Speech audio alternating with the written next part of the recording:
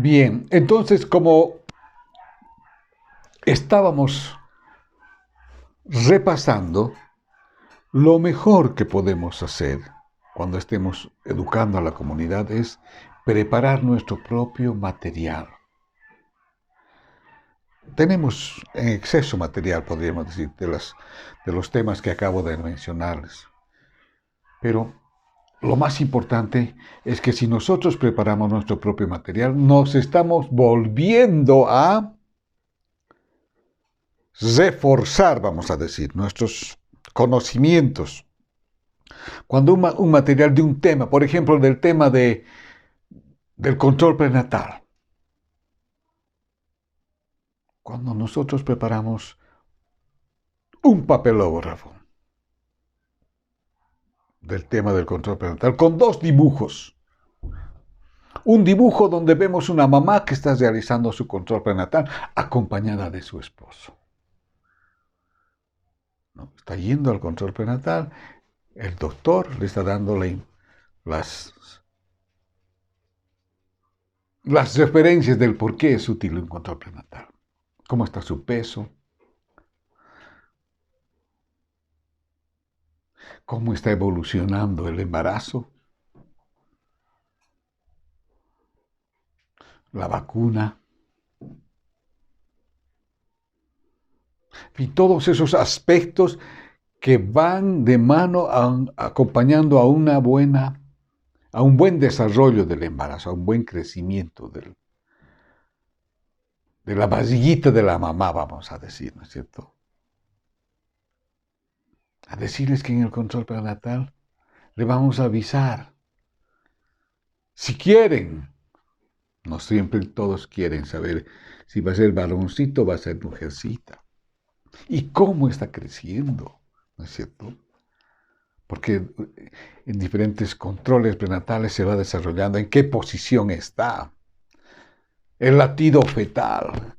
A la mamá le gusta escuchar el corazoncito de su bebé. Ese es el corazoncito.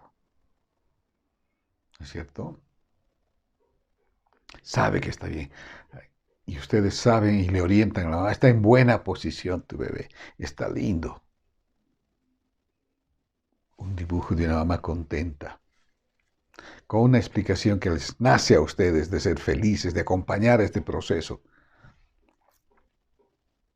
Y otro dibujo de otra mamá, solita, haciendo su control prenatal, con un pañuelo en su cabeza porque le duele mucho la cabeza, porque se le ha hinchado la carita y los pies también. Y está sola, triste, preocupada más que triste, porque no sabe cómo estará desarrollándose el bebé en su barriguita, como dicen ustedes. ¿No es cierto? Dos cuadros, dos dibujos que suficientemente pueden dar la explicación, sin muchas palabras escritas. No hay que escribir mucho. Palabras fáciles. Los medios que vamos a utilizar tienen que ser, en el mejor de los casos, entonces, preparados por nosotros, para que podamos utilizar con facilidad. Y mejor si ustedes utilizan con su propia forma de decir las cosas. Mejor si hablan en su idioma, en quechua, ¿no es cierto? En nuestros valles. Entonces, eso es bien importante, mis queridos jóvenes. Para eso nos sirven los medios. Nosotros tenemos que preparar nuestros medios. Con los medios se aprovecha mejor la enseñanza. Si tenemos dos lindos dibujos, fácilmente podemos explicar, ¿no es cierto? A nosotros los docentes y a ustedes cuando sean las que van a enseñar también en su comunidad, les ayuda para facilitar el proceso de enseñanza. Y a la comunidad de las mujeres, al papá, ¿le ayuda para qué? Para aprender. Hay veces tenemos mucho material audiovisual con un docente explicando. Facilito parece todo. Pero no, la mamá no tiene la velocidad de poder captar lo que está diciendo el docente en un CD, por ejemplo, ¿no es cierto? Y se da por sobreentendido y está mirando y escuchando, que es totalmente diferente a que tú estés charlando con la mamá, dialogando, preguntando, observando tú.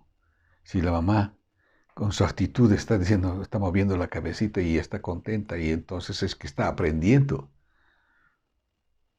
Y es que está tomando decisiones también. Cuando sabe que este proceso de control prenatal había sido tan fácil, que va a salir bien informada, entonces ya está cambiando de actitud. Lo del pasado está quedando atrás cuando dice, no, ¿para qué vas a hacer control prenatal? Te van a ver tus partes, te van a tocar, etcétera, etcétera. No, si no había sido así. Entonces los cambios que nos interesan son importantes. Esa mamá está dejando el pasado. Está viniendo ya al centro de salud a tomar su control prenatal, acompañado de su esposo. Porque ustedes tienen que convencer, disuadir a la pareja, que acompañe siempre en este proceso del embarazo a su esposa. Eso es bien importante. Entonces, los medios nos facilitan el trabajo a los docentes y les facilita el aprendizaje a los que van a aprender. Y en el aprendizaje intervienen todos los sentidos,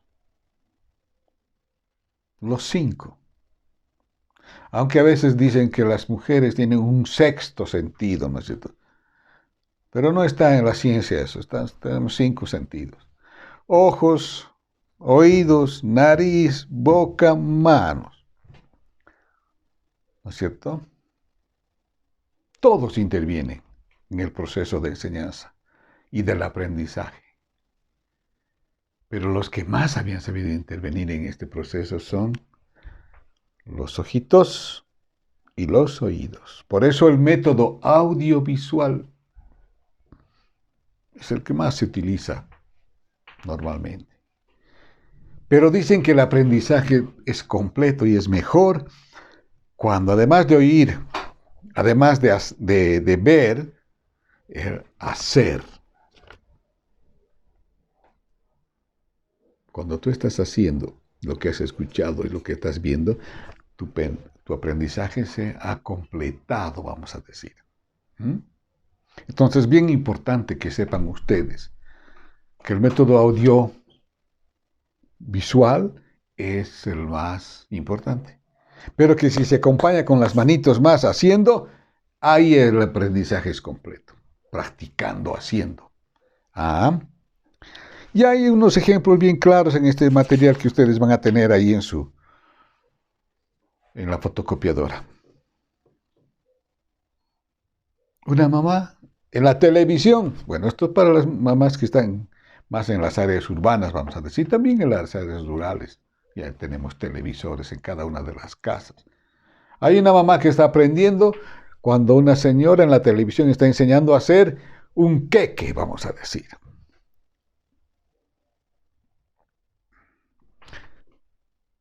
La facilitadora de la televisión está enseñando cómo se hace un queque. Y la señora está mirando su casa. ¿Cómo se hace? Se está anotando cuántos gramos de una cosa, cuántos gramos de otra cosa, ¿no es cierto?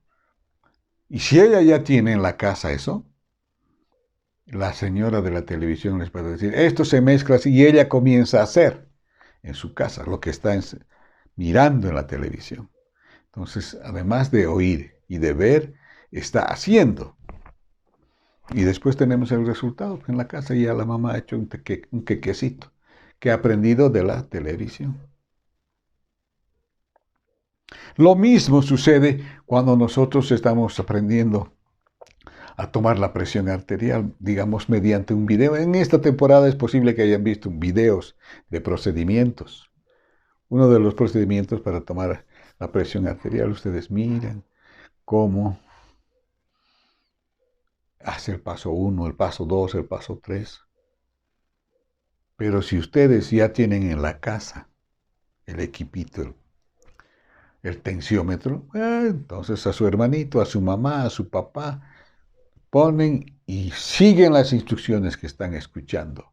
Y ustedes están viendo y están escuchando, pero también están haciendo, ¿no es cierto? Entonces se complementan el mirar, el escuchar y el hacer, dan un mejor aprendizaje.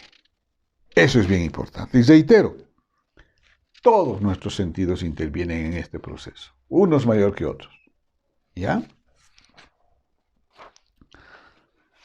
Entonces, ahí vamos a quedar, mis queridos jóvenes, porque luego vamos a saber seleccionar el medio que voy a utilizar en una actividad educativa. Aunque ya lo hemos dicho al principio, ¿no es cierto? En nuestras actividades en la comunidad, cuando voy a hacer una charla, en una visita domiciliaria, nuestros medios son dos, o un rotafolio o un papelógrafo.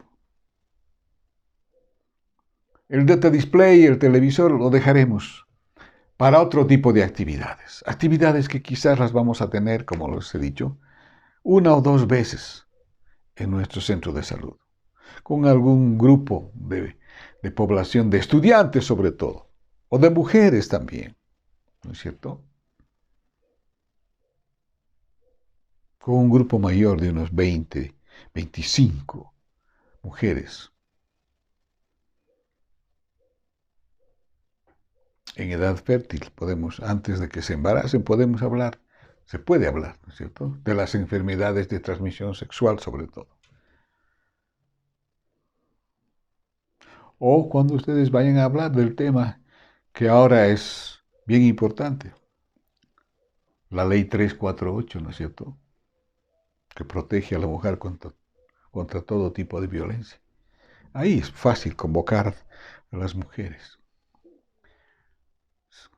15, 20 mujeres reunidas para que estén informadas de qué se trata esta ley que las protege. ¿No es cierto?